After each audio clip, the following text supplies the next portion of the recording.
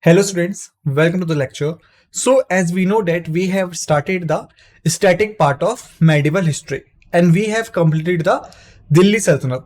In this lecture, we are going to talk about the society part of the medieval history. Okay, so let's start. So basically, in the medieval time, there was a complex society structure for a while because what was happening that before the Arabian invasions,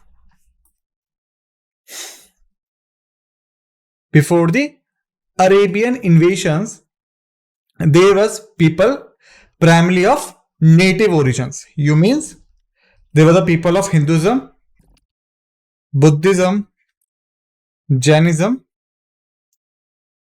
and other religions which were and other religions which were of native origin. Okay, but with the Arabian invasion, Islam or Muslim religion was introduced in India. Okay, so before them we had different society structures. Like in Hinduism, we know that there was a caste system. In Buddhism, there was another principle. Jainism, there were another principles, and similar things with the another religion. But when the Islam introduced in India with the Muslim and the foreign invasions, then what was happening? The society went under continuous change. Okay, and that things are important from examination point of view, that how the society is evolved. Got it? So basically, social structure, if we talk about it, then first is caste system. The caste system of the Indian society mainly as Brahmins, Kshatriya, Vaishya, and Shudras. Okay. So the caste system of India was as it is carried on. Got it? So you can say the caste system continued to be a defining feature of Indian society during the medieval period. It categorized people into hierarchical groups based on the occupation, birth, and social roles.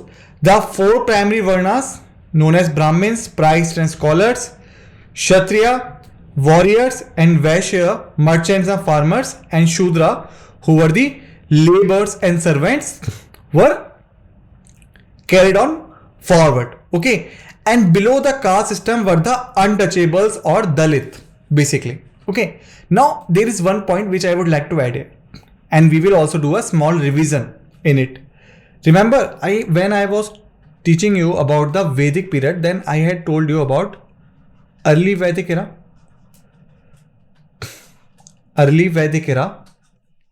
and later Vedic era. Okay, so I just wanted to check you. Are you still able to tell me what was the basic and the most significant, I will say, the difference between the later and the early Vedic period? Are you able? Then I am giving you 15 seconds. Just think about it and then I will tell the answer. Just match the answer with your thought. Okay, so time starts now. 1, 2, 3, 4, 5, 6, 7, 8, 9, 10, 11, 12, 13, 14, 15. Time's up now. So I think that you have thought the correct answer. Let me tell you, it was the division of Varnas on birth basis. Got it? That was the basic difference between the early Vedic era and the later Vedic era. Okay, so congratulations to those who have got the right answer and those who couldn't. So let's revise it so that you will be able to grasp the correct answers next time. Okay, so basically We had 4 Vedas in Vedic era, starting with Rig Ved, then Yajurved, then Samved, then Atharveda. Remember? So basically, we have to talk about Rig Veda in this particular prospect. Okay. So Rig Veda having 10 chapters known as mandals. Okay. Known as mandals. Okay. And you can say the 10th chapter or the last chapter, which is also known as Proshukta, is the latest added chapter.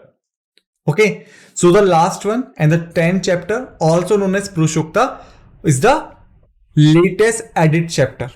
Okay, and the Purushokta basically defined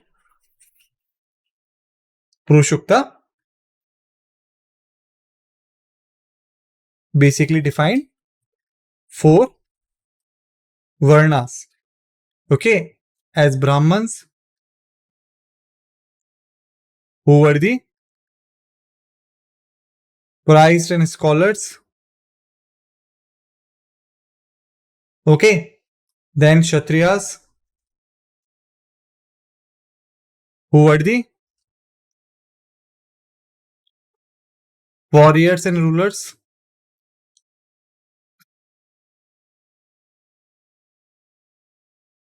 Okay, thereafter,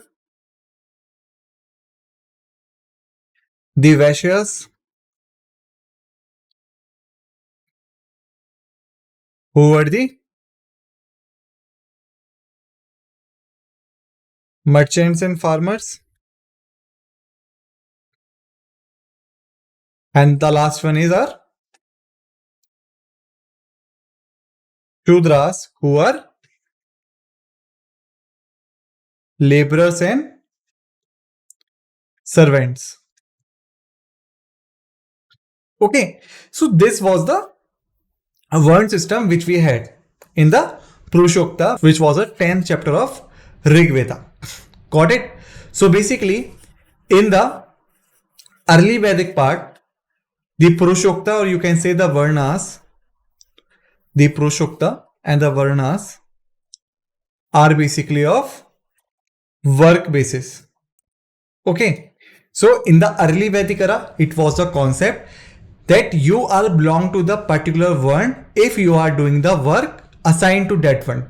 Okay, just suppose there are family of 4 members. One is a scholar, that was really a Brahman. First, second one is a artisan, then he will be the Shudra. Third one is a trader, then this one will be a Vaishyas. The fourth one is the administrator, then this will be known as Kshatriya. So what you have seen, even in the same family, because based on the occupation they are working in, they could be belong to different Varnas as per the early Vedic era. But what happened when the later Vedic era came into existence, then this was based on birth basis. Okay, and even continued till today. Okay, like if the father is Brahman, the child will be Brahman. If the father is Kshatriya, the child will be Kshatriya. If the father is Vaishya, the child will be Vaishya. If the father is Shudra, the child will be a Shudra. Okay, that was the concept in the later Vedic period.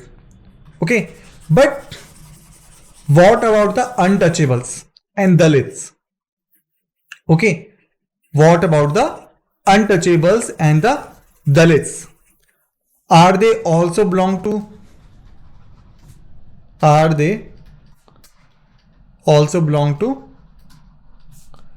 Vedic era? The answer is think.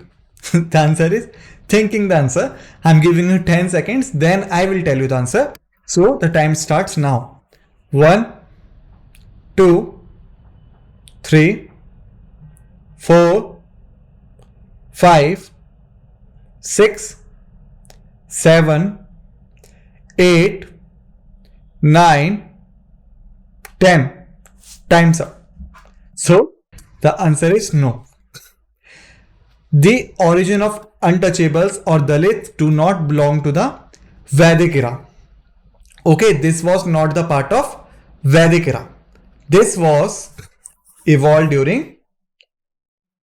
we could say, this was evolved during the Gupta period. Okay, so you can say during the Gupta rule, in the ancient time, the concept of untouchables and Dalits raised. Okay, the few people were kept under the category of untouchables or Dalits and they are considered as untouchables. They are not allowed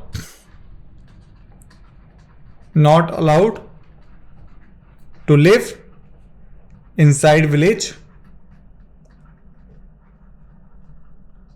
Okay.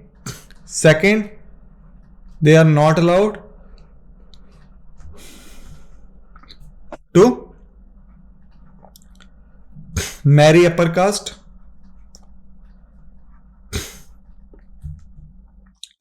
Third, they were not allowed to receive education.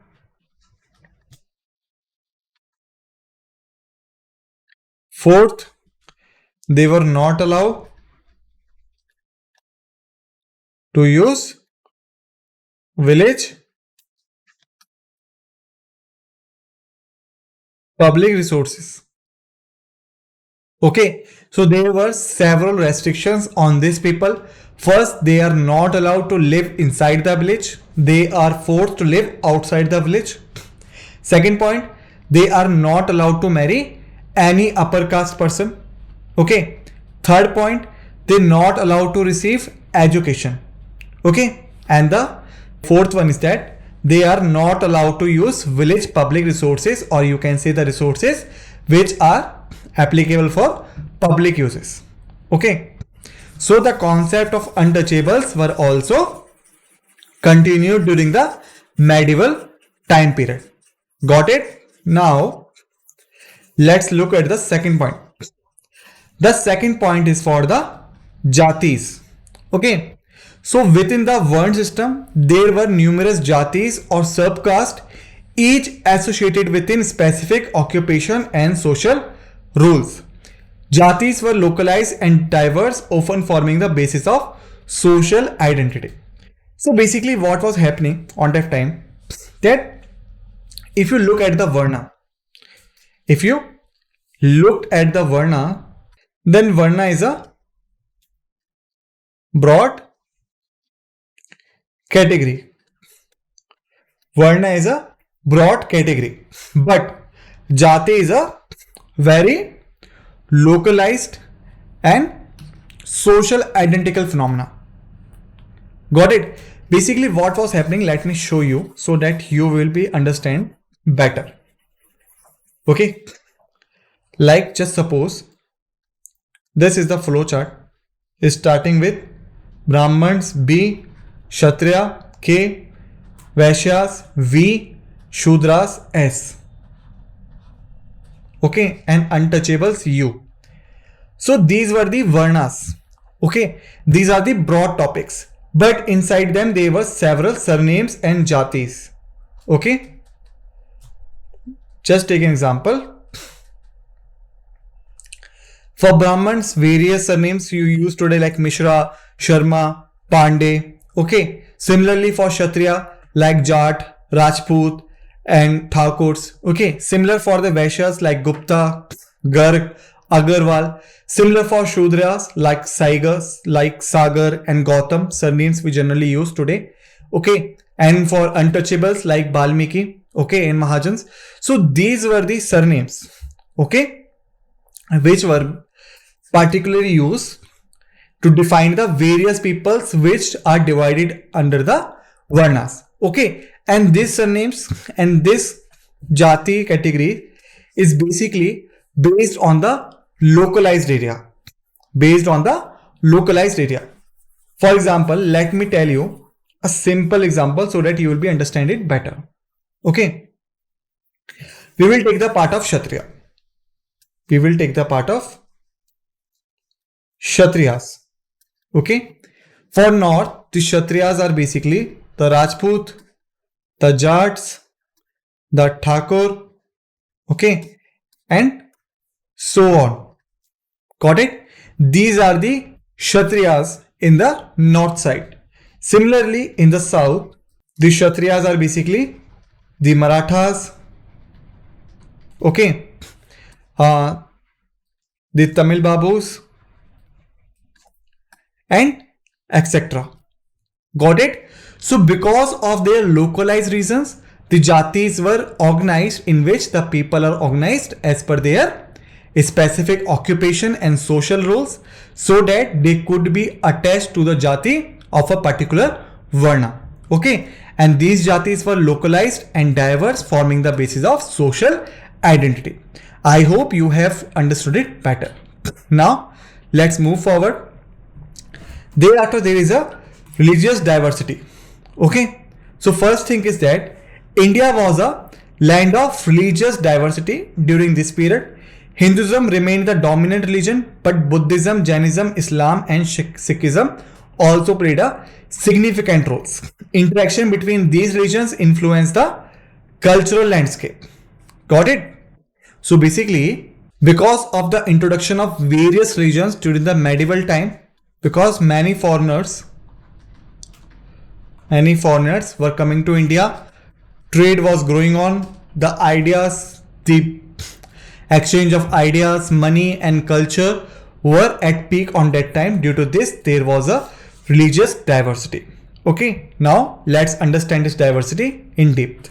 First is role of religion. Okay, so the first is Hinduism. Hinduism underwent changes and development during the medieval period. Bhakti, devotional and Sufi Islamic mysticism movements emerged, emphasizing direct devotion to a deity or god and transcending ritualistic practices. So basically, what was happening on that time exactly? The people were exchanging ideas, beliefs, and all. Okay, due to this, the peoples are getting rational thinking. People are getting rational thinking, and when they start getting rational thinking, they start direct devotion to a deity or god and transcending ritualistic practices. So basically, there was a system before this in every religion like Islam and Hinduism. If these are the peoples,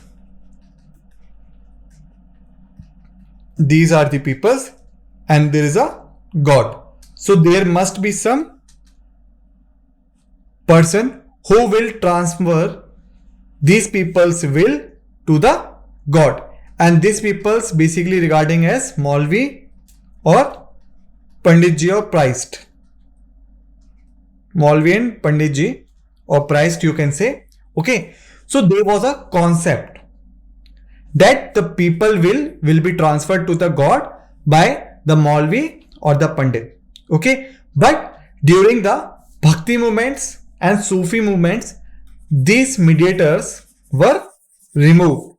And it is believed that the people could directly connect themselves with the god. So this system was also emerged during the medieval part. Got it? Which emphasizes the direct devotion to a deity. Got it? Second point was transcending ritualistic practices. Basically, what was happening of that time, that you have to perform like it was believing that you have to perform several rituals to show devotion to God. Okay. So there was a concept that you have to perform several rituals to show your devotion to the god, that yes, you are believing in god. Okay, and even if you're asking for something from god, like, oh god, please, I will get a car, I will get a home, I will get a good children, wife and husband, whatever you are wishing for, so you are required to perform several rituals. If you are able to perform those rituals, then only you will be able to get the things from the god. So this was the concept also. So that concept was also challenged during the bhakti movements and the Sufi movements. It is believed that there is no need to perform man-made rituals. Okay, so it was a new concept which were evolving during this time, that there is no need to perform man-made rituals which are made by people, not God directly. Okay, so this was about the Hinduism. Now let's move forward. What about the Buddhism and Jainism? While Buddhism declined in India, it continued to thrive in other parts of Asia. Basically, what was happening? The Buddhism gained popularity in India because of the Prakrit language. Okay, and equality. Because in Hinduism there was a system of upper caste, lower caste, middle caste. In Buddhism there was a concept of equality. Even the Hindu religion was in the Sanskrit, which was not the language of people. Okay, but in Buddhism, there was a use of Prakrit language instead of the Sanskrit language. Got it? So that's why people were able to connect themselves with the teachings of religion. This made Buddhism popular in India in the initial time. But later on, two factors. First was give up of Prakrit language. Second was divisions of Buddhism. Due to these two prime reasons, the Buddhism lost its popularity. First, they gave up Prakrit language. Okay, second, there was a division within the Buddhism known as Mahayana and Hinayana. Okay, because of this division, the Buddhism lost its popularity, but somehow it managed to grow in the outer countries like Singapore, like China, like Thailand, and other nearby countries. Okay. Similarly, in Jainism, where its principle of non-violence and assistance also had a significant following. Got it? Now let's move forward. Now about the Islam. The arrival of Islam in India, primarily through the Delhi Sultanate, introduced new religious and cultural elements. Sufism, with its focus on spirituality and tolerance, played a vital role in bridging the gap between different religious communities. So basically what was happening, if there was a person in the medieval India and he had to choose the religion, then he had only some religions like Hindu, like Buddhism and like Jainism. But due to the introduction of Islam in the medieval part, he also got an option to join Islam. Okay. And when Islam was introduced in India, there were strict rules regarding Islam.